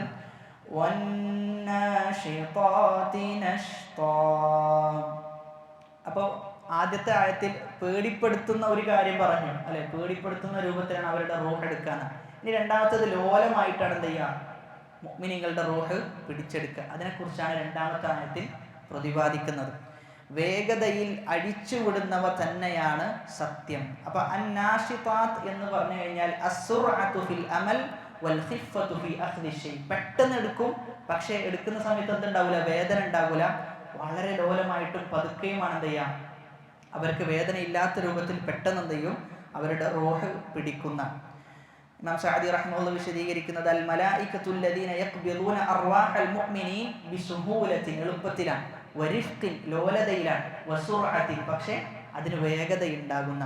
നബി സല്ലല്ലാഹു അലൈഹി വസല്ലമ പറയുന്നത്, ഒരു മുഅ്മിനായ മനുഷ്യൻ മരണപ്പെടാൻ നിൽക്കുന്ന സന്ദർഭത്തിൽ എന്ത് ചെയ്യും, അവന്റെ തലയുടെ ഭാഗത്തേക്ക് മലക്കുകൾ വരുന്ന, നസല ഇലൈഹി മലായികത്തും മിനസ് സമാഇ ബീദുൽ വുജൂഹ്, മലക്കുകൾ എങ്ങനെ ഉണ്ടാകുക, നല്ല വെളുത്തു തുടുത്ത മുഖത്തിലായിരിക്കും മലക്കുകൾ എന്ത് ചെയ്യുക, അവന്റെ അടുക്കലേക്ക് വരിക. കഅന്ന വുജൂഹഹുമുശ് ശംസു, അവരുടെ മുഖം സൂര്യന് തുല്യമായിരിക്കുന്ന, മഅഹും കഫനുൻ മിൻ അക്ഫാനിൽ ജന്ന, സ്വർഗത്തിന്റെ കഫംപുടവയാണ് ആ മലക്കുകളുടെ കൂടെ ഉണ്ടാവുക. വഹനൂതുൻ മിൻ ഹനൂതിൽ ജന്ന, സ്വർഗത്തിന്റെ കസ്തൂരിയുള്ള ഗന്ധമുള്ള അത്തരത്തിലുള്ള സുഗന്ധവും ഉണ്ടാകും. ഹത്താ യജ്ലിസു മിൻഹു മദ്ദൽ ബസർ, അങ്ങനെ അവരുടെ കണ്ണിന്റെ കാഴ്ച എവിടെയാണോ എത്തുന്നത് അവിടെ എല്ലാം എന്ത് ചെയ്യും, മലക്കുകൾ ഇരുന്നിട്ടുണ്ടാകും. സുമ്മ യജീഉ മലക്കുൽ മൗത്ത്, അങ്ങനെ മലക്കുൽ മൗത്ത് വരും. ഹത്താ യജ്ലിസ ഇൻദ റഅസിഹി, അവന്റെ തലയുടെ ഭാഗത്തിരിക്കും. അയ്യതുഹൻ നഫ്സു ത്വയ്യിബ, ഏറ്റവും നന്മ നിറഞ്ഞ ത്വയ്യിബായ നഫ്സേ, ഉഖ്റുജി ഇലാ മഗ്ഫിറത്തിൻ മിനല്ലാഹി വറിദ്വാൻ, അല്ലാഹുവിന്റെ മഗ്ഫിറത്തിലേക്കും അല്ലാഹുവിന്റെ റിദ്വാനിലേക്കും എന്ത് ചെയ്യാം, നിങ്ങൾ മുൻകടന്നുകൊള്ളുക, നിങ്ങൾ പുറപ്പെട്ടു കൊള്ളുക എന്നെന്ത് ചെയ്യും, ആ നഫ്സിനോട് പറയുന്ന. ഫതഖ്റുജു തസീലു കമാ തസീലുൽ ഖത്റതു മിൻ ഫിസ്സിഖാ, അതായത് വളരെ ലോലമായിട്ടും പതുക്കെയുമാണ് എന്ത് ചെയ്യാം, അവർക്ക് ഒരു വേദനയും ഇല്ലാത്ത രൂപത്തിൽ ഒരു വെള്ളത്തുള്ളി ഒരു പാത്രത്തിലേക്ക് എങ്ങനെയാണോ വീഴുന്നത് ആ രൂപത്തിലാണ് എന്ത് ചെയ്യുക, അവരുടെ റൂഹ് മലക്കുകൾ പിടിച്ചെടുക്കുക. അങ്ങനെ റൂഹ് പിടിച്ചെടുത്ത് എങ്ങനെ കയറിപ്പോകുന്ന, ആകാശത്തിന് മുകളിലേക്ക് കയറിപ്പോകും. ആളുകൾ ചോദിക്കും, ആരുതാണ് ഇത്രയും നല്ല റൂഹ് എന്ന് ചോദിക്കും. അപ്പം പറയും, ഇന്നാലിന്ന വ്യക്തിയുടേതാണ് എന്ന് പറയും. അങ്ങനെ ആ റൂഹ് എന്ത് ചെയ്യും, മലക്കുകൾ, ഖബറിലുള്ള മലക്കുകൾക്ക് ചോദ്യം ചെയ്യപ്പെടാനുള്ള സമയമാകുമ്പോൾ റൂഹ് തിരിച്ചു കൊടുക്കുന്ന, അങ്ങനെ റൂഹ് തിരിച്ചു കൊടുക്കും. ചോദ്യങ്ങൾ ചോദിക്കപ്പെടും. ആ ചോദ്യത്തിനൊക്കെ എന്ത് ചെയ്യും, കൃത്യമായ ഉത്തരം പറഞ്ഞു കൊടുക്കുന്ന. മൻ റബ്ബുക് മാ ദീനുക് വമാ ഇൽമുക്, ചില ഹദീസിൽ അതും വന്നിട്ടുണ്ട്. എന്താണ് നിന്റെ ഇൽമ് എന്ന് ചോദിച്ചിട്ടുണ്ട്. ഈ പറഞ്ഞ കാര്യങ്ങളൊക്കെ എങ്ങനെയാണ് നീ തിരിച്ചറിഞ്ഞത് എന്ന ഒരു ചോദ്യം കൂടി എന്ത് ചെയ്യുന്നുണ്ട്, ചോദിക്കുന്നുണ്ട്. അവിടെ അവൻ പറയും, ഖറഅതു കിതാബല്ലാഹ്, ഞാൻ അല്ലാഹുവിന്റെ കിതാബ് എന്ത് ചെയ്തിട്ടുണ്ട്, വായിച്ചിട്ടുണ്ട്. ഫആമൻതു ബിഹി, അതിൽ ഞാൻ വിശ്വസിച്ചു. വസദ്ദഖ്തു, ഞാൻ അതിനെ സത്യപ്പെടുത്തുകയും ചെയ്തു. അങ്ങനെ ആകാശത്ത് നിന്ന് ഒരു വിളിയാളം വരുന്ന, അൻ സ്വദഖ അബ്ദി, തീർച്ചയായും എൻ്റെ അടിമ എന്ത് ചെയ്തിട്ടുണ്ട്, സത്യം പറഞ്ഞിട്ടുണ്ട്. ഫഅഫ്രിഷൂഹു മിനൽ ജന്ന, അങ്ങനെ സ്വർഗ്ഗത്തിലുള്ള വിരിപ്പുകൾ, സ്വർഗ്ഗത്തിന്റെ വാതിലുകൾ സ്വർഗത്തിലുള്ള സുഗന്ധങ്ങൾ എല്ലാം എന്ത് ചെയ്യും? അവന് തുറന്നു കൊടുക്കുകയും സംവിധാനിക്കുകയും ചെയ്യുമെന്ന് ഹദീസിൽ പറഞ്ഞു വെക്കുന്നുണ്ട്. അങ്ങനെയുള്ള സമയത്താണ് ആര് വരുന്നത്? ഒരു വ്യക്തി എന്ത് ചെയ്യാണ്? അദ്ദേഹത്തിന്റെ അടുക്കിലേക്ക്, ആ ഖബറിലേക്ക് വരികയാണ്. വയഅ്തീഹി റജുലുൻ ഹസനുൽ വജ്ഹി ഹസനുൽ സിയാബി ത്വയ്യിബുർ റീഹ്. മുഖത്തിന് നല്ല ഭംഗിയുണ്ട്, വസ്ത്രത്തിനും നല്ല ഭംഗിയുണ്ട്, നല്ല സുഗന്ധം പുരട്ടിയിട്ടാണ് വന്നിട്ടുള്ളത്. എന്നിട്ട് ആ മയ്യത്തിനോട്, ആ മനുഷ്യനോട് പറയുന്നതാണ്, അബ്ശിർ ബില്ലദീ യസുറുക, നിനക്ക് സന്തോഷിക്കുന്നത് കൊണ്ട് നീ എന്ത് ചെയ്യാം? സന്തോഷിച്ചു കൊള്ളുക. ഇത് നിനക്ക് അല്ലാഹു വാഗ്ദാനം ചെയ്ത ദിവസമാണ് എന്ന് പറയും. അപ്പൊ അവിടെ ചോദിക്കും, നീ ആരാണ് എന്ന് ഖബറിലുള്ള മനുഷ്യൻ ചോദിക്കുന്നതാണ്. അപ്പോഴാണ് പറഞ്ഞു കൊടുക്കുന്നത്, അന അമലുക സ്വാലിഹ്, ഞാൻ എൻ്റെ സ്വാലിഹായ സൽക്കർമ്മങ്ങളാണ് എന്ന് പറയുന്നതാണ്. യൗമ ലാ യൻഫഉ മാലുൻ വലാ ബനൂൻ, ഒരു മക്കളും അതേപോലെ തന്നെ ഒരു ധനവും എന്ത് ചെയ്യൂല? ഉപകരിക്കൂല. ഇല്ലാ മൻ അത്തല്ലാഹ ബിഖൽബിൻ സലീം, സലീമായ ഹൃദയത്തോടുകൂടി ചെന്ന ആളുകളല്ലാത്ത ആരും ചെയ്യൂല അന്നേ ദിവസം സംരക്ഷിക്കപ്പെടുകയില്ല എന്നാണ്. അതുകൊണ്ട് നമ്മൾ മനസ്സിലാക്കേണ്ടത്, നമ്മുടെ കൂടെ ഉണ്ടാവുക നമ്മുടെ സൽക്കർമ്മങ്ങൾ മാത്രമാണ്. അതുകൊണ്ട് നമ്മൾ കളഞ്ഞുകൊണ്ടിരിക്കുന്ന, പാഴാക്കിക്കൊണ്ടിരിക്കുന്ന ഓരോ നിമിഷങ്ങളും അത് സ്വർഗത്തിൽ നിന്ന് നമ്മളെ വിദൂരമാക്കുന്നുണ്ട് എന്നതിനെ കുറിച്ച് എന്ത് ചെയ്യണം? നമുക്കൊരു ആലോചന ഉണ്ടാകണം. അതുകൊണ്ട് ഒരു ചെറിയ നിമിഷം പോലും ലഭിച്ചു കഴിഞ്ഞാൽ അതിനെ നന്മയാക്കി മാറ്റാൻ നമ്മൾ പരിശ്രമിക്കണം എന്നാണ് ഇബ്നുൽ ഖയ്യിം റഹിമഹുല്ലാഹ് പറയുന്നത്. ഇളാഅത്തുൽ വഖ്തി അശദ്ദു മിനൽ മൗത്ത്, നീ മരിക്കുന്നതിനേക്കാളും വലിയ ഫിത്നയാണ് സമയത്ത് എന്ത് ചെയ്യാം? പാഴാക്കുക എന്നുള്ളത്. കാരണം മരിച്ചു കഴിഞ്ഞാൽ നമ്മൾ ആരിലേക്ക് എത്തി? അള്ളാഹിന്റെ അടുക്കലേക്ക് എത്തി. പക്ഷെ സമയം കളയാന്നുള്ളതിൽ എന്താ സംഭവിക്കുന്നത്? അള്ളാഹുവിൽ നിന്ന് വിദൂരമായിക്കൊണ്ടിരിക്കുകയാണ് ഒരു അടിമ ചെയ്യുന്നത് എന്നാണ്. അതായത് നമ്മുടെ ഹൃദയം സലാമത്തിലാണ്, അത് സുരക്ഷിതമാണ് എന്നതിൻ്റെ പ്രധാനപ്പെട്ട ഒരു അടയാളമാണ് സമയം നഷ്ടപ്പെടുത്തി കഴിഞ്ഞാൽ അങ്ങേയറ്റത്തെ വിഷമുണ്ടാകുന്ന. സമയം നഷ്ടപ്പെടുത്തിയാൽ എൻ്റെ സമയം നഷ്ടപ്പെട്ടല്ലോ, ആ സമയം എന്തെങ്കിലും നന്മ ചെയ്യാമായിരുന്നല്ലോ, എന്തുകൊണ്ട് എനിക്കത് ചെയ്യാൻ സാധിച്ചില്ല എന്നിങ്ങനെ ചിന്തിക്കുന്നവനായിരിക്കും ഹൃദയം സലീമായ സുരക്ഷിതമായ മനുഷ്യന്റെ ഹൃദയം എന്ന് പണ്ഡിതന്മാർ പറഞ്ഞു വെക്കുന്നുണ്ട്. അതുകൊണ്ട് അല്ലാഹു സുബ്ഹാനഹു വ തആല അത്തരത്തിൽ നല്ല നഫ്സിന്റെ ഉടമകളാക്കി നമ്മെ മാറ്റുമാറാകട്ടെ. അടുത്ത ആയത്തിൽ വസ്സാബിഹാതി സബ്ഹ, ഊക്കോടെ ഒഴുകി വരുന്നവ തന്നെയാണ് സത്യം. അപ്പൊ ഇവിടെ അസ്സാബിഹാത്ത് എന്ന് പറഞ്ഞു കഴിഞ്ഞാൽ, സബഹ എന്ന് പറഞ്ഞു കഴിഞ്ഞാൽ നീന്തുക എന്നാണ് എന്ത് ശരിക്കുള്ള അർത്ഥം. അപ്പൊ ഇവിടെ ഉദ്ദേശിക്കപ്പെടുന്നത് മലക്കുകൾ എന്ത് ചെയ്യും? വേഗത്തിൽ അവരാകാശത്തിലേക്ക് എന്ത് ചെയ്യും? അള്ളാഹുവിന്റെ കൽപ്പന പ്രകാരം ഇറങ്ങി വരുന്ന, വേഗത്തിൽ അള്ളാഹുവിന്റെ കൽപ്പന പ്രകാരം ആകാശത്തിലേക്ക് മലക്കുകൾ ഇറങ്ങി വരും. അതോടൊപ്പം തന്നെ ഭൂമി എന്ത് ചെയ്യും? അവർ ഭൂമിയിൽ എത്തേണ്ട സ്ഥലത്തൊക്കെ എന്ത് ചെയ്യും? അവരെത്തും. അതാണ് വസ്സാബിഹാതി സബ്ഹൻ. അവര് ഭൂമിയിൽ എത്തേണ്ട സ്ഥലത്തെല്ലാം അവർ കൃത്യമായി അള്ളാഹുവിന്റെ കൽപ്പനക്കനുസൃതമായി ഭൂമിയിൽ അവരെത്തിപ്പെടും. അടുത്തത് ഫസ്സാബിഖാതി സബ്ഖ, മുന്നോട്ട് കുതിച്ചു പോകുന്നവ തന്നെയാണ് സത്യം. അപ്പൊ മലക്കുകൾ ഏതൊരു വിഷയം പരിശോധിച്ചു നോക്കിക്കഴിഞ്ഞാലും മലക്കുകൾ അള്ളാഹുവിന്റെ വിധിയിൽ, അള്ളാഹു ഒരു കൽപ്പന കൽപ്പിച്ചു കഴിഞ്ഞാൽ പെട്ടെന്ന് തന്നെ എന്ത് ചെയ്യും? അവരത് ചെയ്യുന്നതാണ്. അവർ അമാന്തിച്ചു നിൽക്കൂല, കാത്തു നിൽക്കൂല. അള്ളാഹു പറഞ്ഞു കഴിഞ്ഞാൽ, ഒരു കൽപ്പന വന്നാൽ ഉടൻ എന്ത് ചെയ്യും? ആ നന്മയിൽ അവർ മുന്നേറും എന്നാണ് പറയുന്നത്. അതായത് സ്വാലിഹീങ്ങളുടെയും അമ്പിയാക്കളുടെയും എല്ലാം വളരെ സവിശേഷമായ ഒരു ഗുണമാണ്, അവർക്ക് ഒരു നന്മ ലഭിച്ചു കഴിഞ്ഞാൽ, അതല്ലെങ്കിൽ ഒരു നന്മയെക്കുറിച്ച് കേട്ട് കഴിഞ്ഞാൽ പിന്നെ അവർ അതിനെക്കുറിച്ച് ചിന്തിക്കൂല, പെട്ടെന്ന് തന്നെ എന്ത് ചെയ്യും? അത് ചെയ്യുന്ന. നന്മയുടെ വിഷയത്തിൽ അങ്ങേയറ്റത്ത് ധൃതി ഉണ്ടാകണം. അതാണ് മൂസാ നബി അലൈഹി സ്വലാത്തു വസ്സലാമയെ തൗറാത്ത് വാങ്ങാൻ വിളിക്കുമ്പോൾ മൂസാ നബി പറയുന്നത് എന്താ? അജിൽതു ഇലൈക റബ്ബി ലിതർള, എൻ്റെ റബ്ബേ ഞാൻ നിന്നിലേക്ക് എന്ത് ചെയ്യാണ്? ധൃതിപ്പെട്ട് വരികയാണ്. എന്തിനു വേണ്ടി? ലിതർള, നീ എന്ത് ചെയ്യണം? തൃപ്തിപ്പെടണം. അപ്പൊ ധൃതിപ്പെട്ട് മുന്നേറുക എന്നുള്ളത് അമ്പിയാക്കളുടെ സ്വഭാവമാണ്, സ്വാലിഹീങ്ങളുടെയും സ്വഭാവമാണ്. ഇന്നഹും യുസാരിഊന ഫിൽ ഖൈറാത്ത്, അവർ ഖൈറിൽ എന്ത് ചെയ്യും? ധൃതിപ്പെട്ട് മുന്നേറും. സുറഅത്ത് ഉണ്ടാകും, അതിൽ അവർ ശരിയായിരിക്കും, നല്ല വേഗത ഉണ്ടാകുന്ന. ഒരിക്കൽ ഇബ്നുൽ ജൗസി റഹ്മത്തുള്ളാഹിയുടെ അടുക്കിലേക്ക് ഒരു വൃദ്ധയായ സ്ത്രീ വന്നിട്ട് നിസ്കാരത്തിന് സമയമായോ എന്ന് ചോദിച്ചു എന്നാണ്. അപ്പൊ പറഞ്ഞത്രേ, നിസ്കാരത്തിന് സമയമായിട്ടില്ല, ഇനി എന്തുണ്ട്, ഒരു 20-25 മിനിറ്റ് ഒക്കെ ബാക്കിയുണ്ടെന്ന് പറഞ്ഞു. എന്നിട്ട് എന്ത് ചെയ്യണം? പള്ളിയിലേക്ക് പോവുകയാണ് ആ സ്ത്രീ. അപ്പൊ ആ സമയത്ത് ഇബ്നുൽ ജൗസി റഹ്മത്തുള്ളാഹി ചോദിക്കണം, എന്തിനാണ് ഇത്ര പെട്ടെന്ന് പോകുന്നത് എന്ന് ചോദിച്ചപ്പോൾ ആ സ്ത്രീ കൊടുത്ത മറുപടി, അള്ളാഹു വിളിച്ച് പള്ളിയിലേക്ക് പോകുന്നതിനേക്കാൾ ഞാൻ ഇഷ്ടപ്പെടുന്നത് എന്താ? ക്ഷണിക്കുന്നതിന് മുമ്പ് പള്ളിയിലെത്തി അള്ളാഹുവിന്റെ ആ വിളിയെ കാത്തു നിൽക്കുന്നതിനെയാണ് ഞാൻ ഇഷ്ടപ്പെടുന്നത് എന്നാണ് ഇബ്നു ജൗസി റഹ്മത്തുള്ളാഹി ആ മറുപടി കേട്ടപ്പോൾ അത്ഭുതപ്പെട്ടു എന്നാണ്. കാരണം വളരെ ചിന്തനീയമായ മറുപടിയാണ് എന്ത് ചെയ്തത്, ആ സ്ത്രീ നൽകിയതാണ്. പലപ്പോഴും ബാങ്ക് വിളിച്ചു കഴിഞ്ഞാൽ പോലും നമ്മൾ ആലോചിക്കൽ എന്താ, നിസ്കാരത്തിനും 15 മിനിറ്റ് ഉണ്ടല്ലോ, അപ്പൊ എന്ത് ചെയ്താൽ മതി, ഒരു 5 മിനിറ്റ് മുമ്പ് എത്തിയാൽ മതി എന്ന ആലോചനയാണ് നമുക്കുള്ളത് എന്നാണ്. എന്നാൽ ആ സ്ത്രീ ആലോചിച്ചത്, റബ്ബ് എന്നെ വിളിക്കുന്നതിന് മുമ്പേ ഞാൻ ഉത്തരം നൽകുക എന്ന് പറഞ്ഞു കഴിഞ്ഞാൽ റബ്ബിന്റെ തൃപ്തി എനിക്ക് കിട്ടുന്ന വലിയൊരു വിഷയമല്ലേ എന്ന് പറഞ്ഞിട്ട് എന്ത് ചെയ്തു, ബാങ്ക് കൊടുക്കുന്നതിന് മുമ്പേ പള്ളിയിലെത്തി എന്നുള്ളതാണ്. അവിടെ നബി സല്ലല്ലാഹു അലൈഹി വസല്ലമ പറയുന്ന ഒരു കാര്യമുണ്ട്. അതായത് ഒരു നിസ്കാരത്തെ കാത്തിരിക്കുക എന്ന് പറഞ്ഞു കഴിഞ്ഞാൽ അവർ നിസ്കരിക്കുന്നവരെ പോലെയാണെന്നാണ്. നിസ്കാരത്തെ കാത്തിരിക്കുക എന്ന് പറഞ്ഞു കഴിഞ്ഞാൽ അവർ നിസ്കരിക്കുന്ന പോലെയാണ്. അതുകൊണ്ട് നിസ്കാരത്തിന്റെ വിഷയത്തിൽ നമ്മൾ മനസ്സിലാക്കേണ്ടത്, ബാങ്ക് കൊടുത്തു കഴിഞ്ഞാൽ പിന്നെ എന്തില്ല, പിന്നെ വേറെ ഷുഗലുകളിലാകാൻ പാടില്ല എന്നാണ്. നബി സല്ലല്ലാഹു അലൈഹി വസല്ലമയെ കുറിച്ച് ആയിഷ റളിയല്ലാഹു അൻഹ പറയുന്നത്, കിച്ചണിൽ എന്ത് ചെയ്യും, റസൂൽ ആയിഷ റളിയല്ലാഹു അൻഹയുടെ കൂടെ ഉണ്ടാകുന്നതാണ്. ബാങ്ക് വിളിച്ചു കഴിഞ്ഞാൽ അതുവരെ റസൂൽ എന്താ ചെയ്തിരുന്നത് എന്ന് പോലും അറിയാതെ റസൂൽ എന്ത് ചെയ്യും, ഒഴിവാക്കി പോകുന്ന.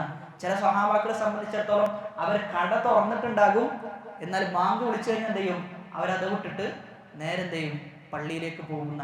അപ്പൊ ആ രൂപത്തിൽ നമ്മൾ നിസ്കാരത്തെ എന്ത് ചെയ്യേണ്ടതുണ്ട്, കാണേണ്ടതുണ്ട് എന്നുള്ളതാണ്. അങ്ങനെ നിസ്കാരത്തെ കണ്ടു കഴിഞ്ഞാൽ നിസ്കാരത്തിന്റെ ഖദർ മനസ്സിലാക്കി അതിന് കൊടുക്കേണ്ട ബഹുമാനം കൊടുത്തുകൊണ്ട് അതിന് നൽകേണ്ട സ്ഥാനം നൽകിക്കൊണ്ട് നിസ്കരിക്കുമ്പോൾ എന്തുണ്ടാകും, സ്വാഭാവികമായിട്ടും ആ നിസ്കാരത്തിന് വല്ലാത്തൊരു റാഹത്ത് നമ്മുടെ ജീവിതത്തിന് നൽകാൻ സാധിക്കും എന്നുള്ളതാണ്. 5-ാമത്തെ ആയത്ത്, ഫൽ മുദബ്ബിറാത്തി അംറാ. ഫൽ മുദബ്ബിറാത്തി അംറാ, കാര്യങ്ങൾ. അംർ എന്ന് പറഞ്ഞു കഴിഞ്ഞാൽ കാര്യങ്ങളാണ്. അൽ മുദബ്ബിറാത്ത് എന്ന് പറഞ്ഞു കഴിഞ്ഞാൽ നിയന്ത്രിക്കുന്നവ തന്നെയാണ് സത്യം. കാര്യങ്ങൾ നിയന്ത്രിക്കുന്നവ തന്നെയാണ് സത്യം. അതായത് മലക്കുകൾക്ക് എന്ത് ചെയ്തിട്ടുണ്ട്, ഒരുപാട് വിഷയത്തിൽ അല്ലാഹു സുബ്ഹാനഹു വ തആല അവർക്ക് ചില ജോലികൾ ഏൽപ്പിച്ചിട്ടുണ്ട്. അപ്പൊ ആ ജോലികൾ കൊടുത്തത് അള്ളാഹുവാണ്. എന്നിട്ട് അള്ളാഹു പറയാണ്, ആ ജോലികൾ തന്നെയാണ് സത്യം, അവർക്ക് കൊടുത്ത നിയന്ത്രണാധികാരം തന്നെയാണ് സത്യം. മഴ പെയ്യിപ്പിക്കാൻ എന്തുണ്ട്, മലക്കുകളുണ്ട്. അതേപോലെ തന്നെ സ്വർഗത്തിനും നരകത്തിലും എന്തുണ്ട്, അതിൻ്റെതായ കാവൽക്കാർ മലക്കുകളായിട്ടുണ്ട്. അപ്പൊ ഇങ്ങനെ ഒരുപാട് ജോലികൾ മലക്കുകളെ ഏൽപ്പിച്ചിട്ടുണ്ട് എന്നാണ് അല്ലാഹു സുബ്ഹാനഹു വ തആല പറഞ്ഞു വെക്കുന്നത്. ഈ ആയത്ത് വെച്ചിട്ടാണ് ചില ആളുകൾ എന്ത് പറഞ്ഞത്, ലോകം നിയന്ത്രിക്കുന്നത് ചില ഔലിയാക്കളാണ് എന്ന് പറഞ്ഞത് എന്നാണ്. അപ്പൊ ഖുർആനിലെ ആയത്ത് വെച്ചിട്ട് ഔലിയാക്കൾക്ക് തെളിവ് പിടിക്കാന്ന് പറഞ്ഞു കഴിഞ്ഞാൽ തന്നെ എന്താണ്, ഒരു വിഡ്ഢിത്തരം. കാരണം അല്ലാഹു സുബ്ഹാനഹു വ തആല വളരെ വ്യക്തമായി പല ആയത്തിലും പറഞ്ഞ വിഷയമാണ് എന്ത്, നബി സല്ലല്ലാഹു അലൈഹി വസല്ലമയുടെ പ്രഖ്യാപനമാണ്, ഇന്നമാ അദ്ഉ റബ്ബി, ഞാൻ എൻ്റെ റബ്ബിനോട് മാത്രമേ വിളിച്ചു പ്രാർത്ഥിക്കുള്ളൂ എന്നാണ്. എന്നിട്ട് അതിനുശേഷം പറയുന്നത്, ഞാൻ ശിർക്ക് എന്ത് ചെയ്യൂല, അള്ളാഹുവിൽ വെച്ച് പുലർത്തൂല. അത്ര വ്യക്തമായി ആയത്തിൽ പറഞ്ഞിട്ട് കൂടി ഇതിനെന്ത് ചെയ്യാണ്, പിന്നെ വ്യാഖ്യാനിച്ച് ഏതെങ്കിലുമൊക്കെ പണ്ഡിതന്മാർ എന്തെങ്കിലുമൊക്കെ പറഞ്ഞതിനെ അവരുടെ ഇഷ്ടത്തിലേക്ക് എന്ത് ചെയ്യാം, കൊണ്ടുപോകുക എന്നുള്ളതാണ്.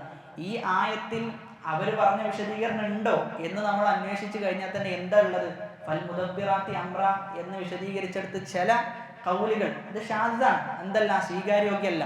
എന്നാൽ അത് അവർ പറഞ്ഞ രൂപത്തിൽ എടുക്കുകയാണെങ്കിൽ തന്നെ ഉള്ളത് അർവാഹുൽ മുഅ്മിനീൻ എന്നാണ്. മുഅ്മിനീങ്ങളുടെ റൂഹ് എന്ത് ചെയ്യും, ഭരിക്കുന്നതാണ്. അങ്ങനെയാണെങ്കിൽ എല്ലാവരും എന്ത് ചെയ്യും, ഭരിക്കുന്നതാണ് പറയേണ്ടി വരിക. അല്ലാതെ ഔലിയാക്കൾ മാത്രം എന്നല്ല എന്ത് ചെയ്യുക, പറയേണ്ടി വരിക എന്നുള്ളതാണ്. അപ്പൊ അവിടെയും എന്ത് ചെയ്തിട്ടുണ്ട്, തിരിമറി നടത്തിയിട്ടുണ്ട് എന്നുള്ളതാണ്. ഉള്ളതിൽ തന്നെ എന്ത് ചെയ്തിട്ടുണ്ട്, തിരിമറി നടത്തിയിട്ടുണ്ട്. ഒരിക്കലും എന്ത് ചെയ്യൂല, ഈ ആയത്തിൽ നിന്ന് അങ്ങനെ ഒരു അർത്ഥം ലഭിക്കൂല എന്നാണ്. അപ്പൊ എവിടെ വരെ എത്തിയെന്ന് ചോദിച്ചു കഴിഞ്ഞാൽ, ലോകം ഭരിക്കുന്നത് CM ആണ്, അതല്ലെങ്കിൽ എല്ലാം CM ആണ്, ഒന്നും ചെയ്യൂല, CM അറിയാതെ നടക്കൂല എന്ന് പറയുന്ന രൂപത്തിലൊക്കെ എന്ത് ചെയ്തിട്ടുണ്ട്, സമൂഹം എത്തിയിട്ടുണ്ട്. ഇത് സ്വീകരിക്കാനും എന്തുണ്ട്, ആളുകൾ ഉണ്ട് എന്നുള്ളതാണ്. നമുക്ക് ആലോചിക്കുമ്പോൾ ശരിക്കും പറഞ്ഞു കഴിഞ്ഞാൽ അത്ഭുതം, ഇത്രയും വിഡ്ഢികളായ ആളുകൾ ജനങ്ങളുടെ കൂട്ടത്തിൽ ഉണ്ടോ എന്നാണ് നമ്മൾ വിചാരിക്കാം. എന്നാൽ ഇതിന്റെ പിന്നിൽ ഇവർക്ക് ഫണ്ട് ഇറക്കാനും ഇതിനെ സഹായിക്കാനും ഈ ആശയം പ്രബോധനം ചെയ്യണം എന്ന് പറയാനും ഒരുപാട് മനുഷ്യന്മാരുണ്ട് ഇതിന്റെ പിന്നിൽ. അവിടെയാണ് നമ്മൾ മനസ്സിലാക്കേണ്ടത്. നബി സല്ലല്ലാഹു അലൈഹി വസല്ലമ പറയുന്നത്, ഒരു വർഷവും കടന്നു പോവുകയില്ല അടുത്ത വർഷം അതിനേക്കാളും ഷർറായതല്ലാതെ എന്നാണ്. നമ്മൾ ഫിത്നകൾ കുറയും എന്ന് പറഞ്ഞ് നിൽക്കേണ്ടതില്ല. ഫിത്ന എന്താ ചെയ്യാൻ പോകുന്നത്, വർദ്ധിക്കാനാ പോവുക. ഷിർക്ക് ഇപ്പോഴുള്ള ഷിർക്കിന്റെ ഊക്കല്ല അടുത്ത കൊല്ലം ഷിർക്ക് വരുമ്പോൾ ഉണ്ടാകുക, ഇതിനേക്കാളും എന്ത് ചെയ്യും, ഊക്ക് കൂടും. ലിബറലിസം ഇപ്പോഴുള്ള ലിബറലിസം ആയിരിക്കൂല, ഇനി അടുത്തൊരു വേവ് എന്ന് പറഞ്ഞു കഴിഞ്ഞാൽ ഫെമിനിസത്തിന്റെ വേവ് എന്ത് ചെയ്യും, കൂടിക്കൂടിയിട്ടാണ് വരിക. അതുകൊണ്ട് വർഷം കഴിയും തോറും ഫിത്നകൾ കൂടി വരും. നമ്മുടെ ഈമാൻ എന്ത് ചെയ്യേണ്ടതുണ്ട്? വർദ്ധിച്ചു വരേണ്ടതുണ്ട് എന്നുള്ളതാണ്. അതല്ലെങ്കിൽ ഒരിക്കലും എന്ത് ചെയ്യാൻ പറ്റൂല, നമുക്ക് നിലനിന്ന് പോകാൻ സാധിക്കൂല എന്നുള്ളതാണ്. ചില പണ്ഡിതന്മാരൊക്കെ പറഞ്ഞു വെക്കുന്നത്, ഈ കാലഘട്ടത്തിൽ ഒരു മനുഷ്യൻ തെറ്റിക്കഴിഞ്ഞാൽ അവൻ എങ്ങനെ തെറ്റി എന്നുള്ളതിൽ നീ എന്ത് ചെയ്യേണ്ടതില്ല, അത്ഭുതപ്പെടേണ്ടതില്ല. മറിച്ച് ഒരാൾ ഹിദായത്തിൽ ഇസ്തിഖാമത്തോടുകൂടി സഞ്ചരിക്കുന്നുണ്ടെങ്കിൽ നീ അവനെക്കുറിച്ച് ആലോചിച്ച് അത്ഭുതപ്പെട്ടോ എന്നാണ്. എങ്ങനെയാണ് ഇത്രയും ഫിത്നകൾക്കിടയിൽ അതും ഇസ്തിഖാമത്തിൽ നിലകൊള്ളാൻ സാധിച്ചത് എന്ന്. അതുകൊണ്ട് അല്ലാഹു സുബ്ഹാനഹു വ തആലയോട് നിരന്തരമായി നമ്മൾ പ്രാർത്ഥിക്കേണ്ടതുണ്ട്. പ്രത്യേകിച്ചും ഫിത്നകളിലേക്ക് നമ്മൾ പ്രവേശിച്ചു കഴിഞ്ഞാൽ പിന്നെ അതിൽ നിന്ന് പിന്മാറാന്നുള്ളത് ഭയങ്കര പ്രയാസമാണ്. അതുകൊണ്ട് ആ ഫിത്നയിലേക്ക് എത്തുന്നതിന് മുമ്പ് എന്ത് ചെയ്യാം, നമ്മൾ നമ്മുടെ നഫ്സിനെ പിടിച്ചു വെക്കുക എന്നുള്ളത്. ഇബ്നുൽ ഖയ്യിം റഹിമഹുല്ലാഹ് പറഞ്ഞത്, നോട്ടം എന്ന് പറഞ്ഞു കഴിഞ്ഞാൽ പിശാചിന്റെ അമ്പാണ് എന്നാണ്. നോട്ടം എന്ന് പറഞ്ഞു കഴിഞ്ഞാൽ നമ്മുടെ ഹൃദയത്തിലേക്ക് വരുന്ന പിശാചിന്റെ അമ്പാണ്. നോട്ടത്തെ ഒരുത്തൻ ക്ഷമയോടുകൂടി ഒരു കാര്യത്തിലേക്ക് നോക്കാതിരുന്നാൽ എന്ത് ചെയ്യും? ഓൻ സലാമത്തിലായി, ഓൻ സുരക്ഷിതായി. എന്നാൽ നോക്കിക്കഴിഞ്ഞാലോ പിന്നെ ആ നോട്ടം എന്ത് ചെയ്യും? ഒരു വിചാരമായി മാറും. ആ വിചാരം വികാരമായി മാറും. വികാരം ദൃഢമായ തീരുമാനമായി മാറും. ആ തീരുമാനം എന്ത് ചെയ്യും? ഏതെങ്കിലും ഒരു പ്രവർത്തനത്തിലേക്ക് എത്തിക്കുന്നുള്ളതാണ്. അപ്പൊ ഏറ്റവും ചെറിയ പണി എന്തിനാ? നോട്ടത്തെ സുരക്ഷിതമാക്കുക എന്നുള്ളതാണ്. അതിനാണ് ഏറ്റവും ചെറിയ സബർ വേണ്ടത്. എന്നാൽ നോക്കിക്കഴിഞ്ഞ് പിന്നീട് സബറിലേക്ക് എത്തുക എന്ന് പറഞ്ഞു കഴിഞ്ഞാൽ അത് വളരെ പ്രയാസമാണ്. അത് വളരെ പ്രയാസകരവും ശ്രമകരവുമാണ്. അതുകൊണ്ട് ആദ്യഘട്ടത്തിൽ തന്നെ നമ്മൾ നമ്മുടെ നഫ്സിനെ പിടിച്ചു വെക്കുക എന്നുള്ളതാണ് നമ്മൾ ചെയ്യേണ്ടത്. പ്രത്യേകിച്ചും സോഷ്യൽ മീഡിയ ഉള്ള കാലഘട്ടത്തിലൊക്കെ വളരെ വലിയ ഫിത്നകളാണ് പ്രചരിച്ചു കൊണ്ടിരിക്കുന്നത്. അതുകൊണ്ട് വളരെ വലിയ ജാഗ്രത എല്ലാ വിഷയത്തിലും നമുക്ക് വേണം. അതല്ല എങ്കിൽ നമ്മുടെ ഹൃദയം എന്ത് ചെയ്യും? മലീമസമായി പോകും. 1 മണിക്കൂർ നമ്മൾ ഫോൺ ഉപയോഗിച്ചു കഴിഞ്ഞാൽ നമ്മുടെ ഹൃദയത്തിന്റെ അവസ്ഥ അതിന്റെ മുമ്പ് ഉണ്ടായത് എന്ത് എന്ന് നമ്മൾ ആലോചിച്ചാൽ മതി. എന്നാൽ അതേ സമയത്ത് 1 മണിക്കൂർ ഖുർആൻ ഓതി നോക്കി, ഹൃദയത്തിന്റെ വ്യത്യാസം നമുക്ക് കൃത്യമായി അളക്കാൻ പറ്റും. നല്ല വ്യത്യാസം 2 അവസ്ഥകളിൽ എന്ത് ചെയ്തിട്ടുണ്ടാകും? ഉണ്ടായിട്ടുണ്ടാകും എന്നുള്ളതാണ്. അതുകൊണ്ട് വളരെ സൂക്ഷ്മത അത്തരം വിഷയത്തിൽ നമ്മൾ പുലർത്തേണ്ടതുണ്ട് എന്നുള്ളതാണ്. ഇനി മലക്കുകളുമായി ബന്ധപ്പെട്ട് നമ്മൾ മനസ്സിലാക്കേണ്ട ചില അടിസ്ഥാനങ്ങളാണ് ഇൻഷാ അല്ലാഹ് സൂചിപ്പിക്കാൻ ഉദ്ദേശിക്കുന്നത്. അതായത് മലക്കുകളിൽ വിശ്വസിക്കുക എന്ന് പറഞ്ഞു കഴിഞ്ഞാൽ ഈമാൻ കാര്യത്തിൽ എത്രാമത്തേതാണ്? 2ാമത്തേതാണ്. അൽ ഈമാനു ബില്ലാഹ് ഒന്നാമത്തേത്. 2ാമത്തേത് അൽ ഈമാനു ബിൽ മലായിക, മലക്കുകളിൽ വിശ്വസിക്കുക എന്നുള്ളത്. ആമനർ റസൂലു ബിമാ ഉൻസില ഇലൈഹി മിർ റബ്ബിഹി വൽ മുഅ്മിനൂൻ കുല്ലുൻ ആമന ബില്ലാഹി വ മലായികതിഹി. 2ാമതായിട്ടാണ് ചെയ്തിട്ടുള്ളത്, എണ്ണിയിട്ടുള്ളത്. അപ്പൊ ഇവിടെ മനസ്സിലാക്കേണ്ടത് ഈമാൻ കാര്യത്തിൽ ഏതെങ്കിലും ഒന്നിനെ നിഷേധിച്ചാൽ എല്ലാം ചെയ്യും പോകുന്നുള്ളതാണ്. ഒന്നിനെ നിഷേധിച്ചു കഴിഞ്ഞാൽ അവന്റെ ഈമാൻ തന്നെ നഷ്ടപ്പെട്ടു പോകുന്ന അവസ്ഥ ഉണ്ടാകും. കാരണം എല്ലാ റുക്നിലും വിശ്വസിക്കണം എന്ന് പറഞ്ഞതാരാ? അല്ലാഹു സുബ്ഹാനഹു വ തആല. അപ്പൊ ഒന്നിനെ നിഷേധിച്ചു കഴിഞ്ഞാൽ അള്ളാഹുവിന്റെ വാക്കുകളെ നിഷേധിക്കുകയാണ് അവൻ ചെയ്യുന്നത് എന്നാണ് മനസ്സിലാക്കേണ്ടത്.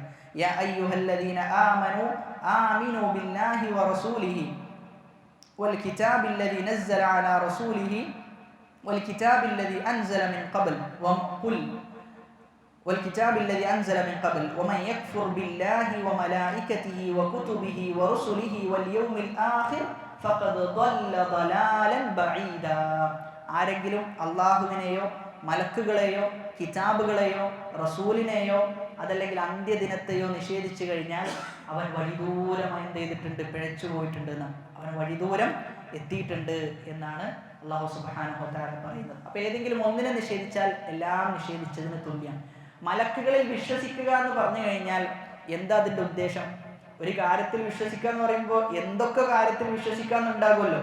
അതിൽ ഒന്നാമത്തേത് മലക്കുകളുടെ വുജൂദിയത്തിൽ വിശ്വസിക്കുക എന്നുള്ളതാണ്. മലക്കുകൾ എന്ന ഒരു വിഭാഗം ഉണ്ട് എന്നെന്ത് ചെയ്യണം? ദൃഢമായി വിശ്വസിക്കണം. അതിൽ ഒരു സംശയവും നമുക്കുണ്ടാകാൻ പാടില്ല. മലക്കുകൾ ഉണ്ട് എന്നുള്ളതാണ്. 2ാമത്തേത് അവരുടെ പേരായി പഠിപ്പിക്കപ്പെട്ടതുണ്ട്, എന്നാൽ പഠിപ്പിക്കപ്പെടാത്തതുമുണ്ട്. അവ രണ്ടും എന്ത് ചെയ്യണം? വിശ്വസിക്കണം. പഠിപ്പിക്കപ്പെട്ടതിലും പഠിപ്പിക്കപ്പെടാത്തതുമായ മലക്കുകൾ ഉണ്ട് എന്ന് നമ്മൾ വിശ്വസിക്കണം. 3ാമത്തേത് അവരുടെ സ്വഭാവപരവും സൃഷ്ടിപരവുമായ വിശേഷണങ്ങളുണ്ട്, അതിലും എന്ത് ചെയ്യണം? നമ്മൾ വിശ്വസിക്കണം. 4ാമത്തേത് അവർക്ക് ചില ജോലികൾ അല്ലാഹു ഏൽപ്പിച്ചിട്ടുണ്ട്, ആ ജോലിയിലും എന്ത് ചെയ്യണം? നമ്മൾ വിശ്വസിക്കണം എന്നുള്ളതാണ്. ഇനി മലക്കുകളിൽ വിശ്വസിച്ചു കഴിഞ്ഞാൽ ഒരുപാട് ഗുണങ്ങളുണ്ട്. അതിൽ ഒന്നാമത്തേത് അള്ളാഹുവിന്റെ മഹത്വം എന്ത് ചെയ്യും? നമുക്ക് ബോധ്യപ്പെടുന്നുള്ളതാണ്. അള്ളാഹുവിന്റെ മഹത്വം ബോധ്യപ്പെടും. നബി സല്ലല്ലാഹു അലൈഹി വസല്ലമ ജിബ്രീലിനെ നേരിട്ട് കണ്ടിട്ടുണ്ടോ? നബി സല്ലല്ലാഹു അലൈഹി വസല്ലമ മാത്രമാണ് ആരെ കണ്ടിട്ടുള്ളത്? ജിബ്രീലിനെ നേരിട്ട് കണ്ടിട്ടുള്ളത്. നബി പേടിച്ചു പോയിന്നാണ്. നബി സല്ലല്ലാഹു അലൈഹി വസല്ലം ജിബ്രീലിനെ കണ്ടപ്പം ചക്രവാളം മൊത്തം ജിബ്രീലായിരുന്നു എന്നാണ്. നമ്മളൊന്ന് ആലോചിച്ച് നോക്കി, മുകളിൽ നോക്കുമ്പോൾ ഒരു വ്യക്തി പൂർണ്ണമായും ചക്രവാളത്തെ വളഞ്ഞിരിക്കുക എന്ന് പറഞ്ഞു കഴിഞ്ഞാൽ വല്ലാത്ത ഭീതിയുള്ള ഒരു സന്ദർഭമാണ്. നബി അങ്ങേയറ്റം പേടിച്ചു പോയി എന്നാണ്. നബി സല്ലല്ലാഹു അലൈഹി വസല്ലം പറയണം, ആ ജിബ്രീൽ അള്ളാഹുവിന്റെ അടുക്കൽ നിൽക്കുമ്പോൾ ഒന്നുമല്ല എന്നാണ്. ജിബ്രീൽ ഒന്നുമല്ലാത്ത കോലത്തിൽ എന്ത് ചെയ്യാം? അള്ളാഹിന്റെ മുന്നിൽ നിൽക്കാനാണ്. എന്നാൽ ആ നൃത്തമാണ് നമ്മൾ നിസ്കാരത്തിൽ എന്ത് ചെയ്യുന്നുള്ളത്? അള്ളാഹിന്റെ മുന്നിൽ നിൽക്കുന്നുള്ളത്. ഇബ്നുൽ ഖയ്യിം റഹിമഹുല്ലാഹ് പറയുന്നത്, ഒരു അടിമക്ക് 2 മഖാമുകളാണ്, 2 സന്ദർഭത്തിലാണ് അള്ളാഹിന്റെ മുമ്പിൽ നിൽക്കുക. ഒന്ന് നിസ്കാരത്തിന്റെ മുന്നിലാണ്, നിസ്കാരത്തിൽ നിൽക്കുമ്പോൾ അള്ളാഹിന്റെ മുമ്പിലാണ് നിൽക്കുക. രണ്ടാമത്തതോ ഖിയാമത്ത് നാളിലേക്ക് എത്തി അവിടെ അള്ളാഹിന്റെ മുമ്പിൽ ഒരു നൃത്തമുണ്ട്. അപ്പൊ ഒന്നാമത്തെ നൃത്തം ശരിയായാലേ രണ്ടാമത്തെ നൃത്തം എന്ത് ചെയ്യുള്ളൂ? ശരിയാവുള്ളൂ എന്നാണ്. അപ്പൊ നിസ്കരിക്കുന്ന സമയത്ത് ആ നൃത്തം നമ്മൾ ആലോചിക്കേണ്ടത്, നമ്മുടെ സ്ഥാനത്ത് ജിബ്രീലാണ് നിന്നതെങ്കിൽ നമ്മൾ നിൽക്കുന്നത് പോലെ ആയിരിക്കും എന്ത് ചെയ്യാം? ജിബ്രീൽ നിൽക്കുക എന്നുള്ളതാണ്. അതുകൊണ്ട് ആ ഒരു ഭയപ്പാടോട് കൂടിയിട്ടാണ് നമ്മൾ നിൽക്കേണ്ടത് എന്നാണ്. മലക്കുകൾ വിശ്വസിച്ചു കഴിഞ്ഞാൽ ആ ഒരു മെച്ചം നമുക്കുണ്ട്. അള്ളാഹുവിന്റെ മഹത്വം, അള്ളാഹുവിന്റെ ഖദർ എന്തെയും നമുക്ക് ബോധ്യപ്പെടും. അവർ മനസ്സിലാക്കേണ്ടതുപോലെ അള്ളാഹ് എന്ത് ചെയ്തിട്ടില്ല? മനസ്സിലാക്കിയിട്ടില്ല എന്നാണ്. അതായത് അള്ളാഹുവിനെ കുറിച്ച് നമ്മുടെ മനസ്സിൽ തഅലീം ഉണ്ടായിക്കഴിഞ്ഞാൽ, ബഹുമാനം ഉണ്ടായിക്കഴിഞ്ഞാൽ ഒരുപാട് മാറ്റം ചെയ്യും. നമ്മൾ വിചാരിക്കാത്ത മാറ്റം ജീവിതത്തിൽ ഉണ്ടാകുന്ന. അതാണ് നമ്മുടെ നഫ്സിൽ നമ്മൾ എന്ത് ചെയ്യേണ്ടത്? എപ്പോഴും നമ്മൾ നമ്മുടെ നഫ്സിനെ പഠിപ്പിച്ചുകൊണ്ടേയിരിക്കേണ്ടത്. അള്ളാഹുവിന്റെ മഹത്വവും അള്ളാഹുവിന്റെ ഖുദ്റത്തും ചെയ്യണം നമ്മുടെ മനസ്സിൽ ബോധ്യപ്പെടണം. അങ്ങനെ ബോധ്യപ്പെട്ടാലാണ് ഉലൂഹിയത്ത് ഉണ്ടാകാനാണ്, ഇബാദത്ത് ഉണ്ടാകാനാണ്. അതായത് റുബൂബിയത്ത് എന്ന വിഷയം ഒരു മനുഷ്യന്റെ മനസ്സിൽ രൂഢമൂലമാകണം. അള്ളാഹുവാണ് ഉപകാരം നൽകുന്നവൻ, അള്ളാഹുവാണ് റിസ്ക് നൽകുന്നവൻ, അള്ളാഹുവാണ് ഖാദിർ, എല്ലാത്തിനും കഴിവുറ്റവൻ എന്നിങ്ങനെയുള്ള റുബൂബിയത്തുമായി ബന്ധപ്പെട്ട വിഷയം അവന്റെ മനസ്സിൽ ഉറച്ചു കഴിഞ്ഞാൽ പിന്നെ എന്താ ഉണ്ടാകുക? ഇബാദത്ത് തനിയെ ഉണ്ടാകുന്ന. കാരണം അവൻക്കറിയാം, റബ്ബിൽ വിശ്വസിച്ച ഒരുത്തൻ, റബ്ബാണ് എൻ്റെ റാസിക്ക്, റബ്ബാണ് എനിക്ക് നഫ്അ് നൽകുന്നത് എന്ന് ഉറച്ചു വിശ്വസിക്കുന്ന ഒരുത്തനാണ് എങ്കിൽ ആ റബ്ബിനെ ആരാധിച്ചാൽ മാത്രം എന്തുള്ളൂ? കാര്യമുള്ളൂ എന്ന് അവന് ബോധ്യപ്പെടുന്ന. അവിടെയാണ് നമ്മൾ ഒരു അടിസ്ഥാനം പറഞ്ഞു വെക്കാറുള്ളത്. ഉലൂഹിയത്തിൽ ശിർക്ക് സംഭവിച്ച ആളുകൾക്കൊക്കെ എവിടെയും ശിർക്കുണ്ട്, റുബൂബിയത്തിലും ശിർക്കുണ്ട് എന്നുള്ളതാണ്. കാരണം എന്താ? അള്ളാഹു അല്ലാത്തവരെ എന്തുകൊണ്ട് അവൻ ആരാധിച്ചു? അല്ലാത്തവർ ഉപകരിക്കും എന്ന് റുബൂബിയത്തിലുള്ള വിശ്വാസം ചെയ്തിട്ടുണ്ട്, നഷ്ടപ്പെട്ടിട്ടുണ്ട് എന്നാണ്. അതുകൊണ്ട് മനസ്സിൽ എപ്പോഴും നമ്മൾ നട്ടുപിടിപ്പിക്കേണ്ട ഈമാനിന്റെ വലിയൊരു മരമാണെന്ത്? അള്ളാഹുവിനുള്ള തഅലീം, അള്ളാഹുവിനെ അങ്ങേയറ്റം ആദരിക്കുക എന്നുള്ള വിഷയം. രണ്ടാമത്തേത്, മനുഷ്യരെ സദാ നിരീക്ഷിക്കുവാൻ അള്ളാഹു മലക്കുകളെ ഏർപ്പെടുത്തിയിട്ടുണ്ട് എന്നൊരു വിശ്വാസം ചെയ്യും. മലക്കുകളിൽ വിശ്വസിച്ച് കഴിഞ്ഞാൽ നമുക്കുണ്ടാകും. മലക്കുകൾ ഉണ്ട് എന്ന് പറഞ്ഞു കഴിഞ്ഞാൽ സ്വാഭാവികമായിട്ടും നമ്മുടെ അമലുകൾ എന്ത് ചെയ്യുന്നുണ്ട്? മലക്കുകൾ എഴുതി വെക്കുന്നുണ്ട് എന്ന ബോധ്യം നമുക്കുണ്ടാകും. അതുകൊണ്ട് എന്ത് കാര്യം ചെയ്യുമ്പോൾ നമ്മൾ നല്ലത് മാത്രം ചെയ്യുള്ളൂ, മലക്കുകൾ ഉണ്ട് എന്ന് വിശ്വസിച്ച് കഴിഞ്ഞാൽ. മൂന്നാമത്തേത്, മലക്കുകൾ ഇഷ്ടപ്പെടുന്ന സ്ഥലങ്ങളെ ഇഷ്ടപ്പെടുവാനും അവിടെ പങ്കാളിയാവാനും നമ്മൾ എന്ത് ചെയ്യും? പരിശ്രമിക്കും. ഇൽമിന്റെ മജ്ലിസ്, ഈ മജ്ലിസിൽ മലക്കുകളുണ്ട്, ഈ മജ്ലിസിൽ മലക്കുകളുണ്ട് എന്നാണ്. എന്നാൽ അതേ സമയത്ത് അങ്ങാടികളിൽ എന്തില്ല? മലക്കുകളില്ല. അപ്പൊ അത്തരം സ്ഥലങ്ങളിൽ പോയി കഴിഞ്ഞാൽ തന്നെ നമ്മൾ പെട്ടെന്ന് എന്ത് ചെയ്യാൻ നോക്കും? തിരിച്ച് വരാൻ നോക്കും എന്നുള്ളതാണ്. നാലാമത്തേത്, മലക്കുകളെ സംവിധാനിച്ച അള്ളാഹുവിന് ആത്മാർത്ഥമായി നന്ദി കാണിക്കാൻ എന്ത് ചെയ്യും? ഇത് നമുക്ക് സഹായകരമാകും എന്നാണ് നമ്മൾ മനസ്സിലാക്കേണ്ടത്. ഇനി അതിൻ്റെ വിശദാംശങ്ങളുണ്ട്. അതായത് 4 കാര്യങ്ങളിൽ വിശ്വസിക്കണമെന്ന് നമ്മൾ പറഞ്ഞല്ലോ, അത് വിശദമായിട്ട് പറയാനുണ്ട്. ഇൻഷാ അല്ലാഹ് അടുത്ത ക്ലാസ്സിൽ നമുക്ക് സൂചിപ്പിക്കാമെന്നാണ് വിചാരിക്കുന്നത്. അല്ലാഹു സുബ്ഹാനഹു വ തആല ആയത്തുകൾ ശ്രവിച്ചതിലുപരി ജീവിതത്തിൽ ആത്മാർത്ഥമായി പ്രാവർത്തികമാക്കാനുള്ള തൗഫീഖ് നൽകി അനുഗ്രഹിക്കുമാറാകട്ടെ. മരിക്കും വരെ വിശുദ്ധ ഖുർആൻ പഠിക്കുകയും അതിൻ്റെ പഠിതാവായിക്കൊണ്ട് മരിക്കുവാനുള്ള തൗഫീഖ് അള്ളാഹു നമുക്ക് ഏവർക്കും പ്രദാനം ചെയ്യുമാറാകട്ടെ. വിശുദ്ധ ഖുർആൻ ഒരാവർത്തിയെങ്കിലും പൂർണ്ണമായി അതിൻ്റെ അർത്ഥതലത്തോടുകൂടി വായിച്ചു കൊണ്ട് പോകുവാൻ നമുക്ക് അല്ലാഹു സുബ്ഹാനഹു വ തആല തൗഫീഖ് പ്രദാനം ചെയ്യുമാറാകട്ടെ. اللهم اغفر للمؤمنين والمؤمنات والمسلمين والمسلمات الأحياء منهم والأموات إنك مجيب الدعوات ويا قاضي الحاجات. ربنا آتنا في الدنيا حسنة وفي الآخرة حسنة وقنا عذاب النار. آمين آمين برحمتك يا أرحم الراحمين. سبحانك اللهم وبحمدك أشهد أن لا إله إلا أنت أستغفرك وأتوب إليك. والسلام عليكم ورحمة الله وبركاته.